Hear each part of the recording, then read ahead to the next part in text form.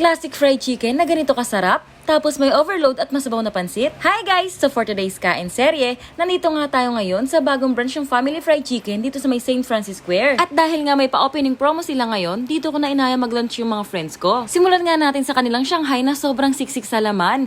Medyo naalatan nga lang ko ng konti pero nabalanse naman nung dinip na sa sauce. Sweet and sour pork nila na perfectly blend lang yung asim at tamis, tapos yung pork hindi matigas kaya nagustuhan din namin. Yung Chinese pork kikiam nila na isa din sa favorite ko dito. Yung balat niya manipis pero sobrang crispy. Napaka-juicy. Ito na ata ang pinakamasarap na Chinese kikiam na natikman ko. Meron nga din tayong fried pork chop na sobrang tender ng meat inside tapos ang crispy naman ng outside. Hindi nga ganun kakapal yung breadings kaya nagustuhan din ng mga kasama ko. Yung pansit nila na masos, hindi tinipid sa ingredients, masarap ang timpla, balanse ang lasa. Ganito kasi talaga yung masarap sa pansit yung medyo masosi, hindi overcooked yung noodles kaya na-enjoy ko talaga. At pwede bang mawala ang famous classic fried chicken nila na isa sa pinaka-favorite ko dito na galing pa ngang Zamboanga since 1990. Sobrang lambot, napaka-juicy at napaka-flavorful. Nanunuot na kasing lasa hanggang laman kahit wala nang sauce dahil yung chicken mismo sobrang masarap na yung timpla. Lalo nga lang sumasarap pa dahil sa homemade sauce na meron sila. And lastly, etong yang chow fried rice nila na kahit wala nang ulam, sobrang panalo na. May shrimp, chorizo at iba pang sahog na lalong nagdagdag sarap dito. Kaya kung naghahanap kayo ng affordable Filipino-Chinese food kasama ang buong pamilya, Family Fried Chicken ang perfect sa inyo. Saan naman kaya ang next food trip natin? Hanggang sa susunod na kain serye!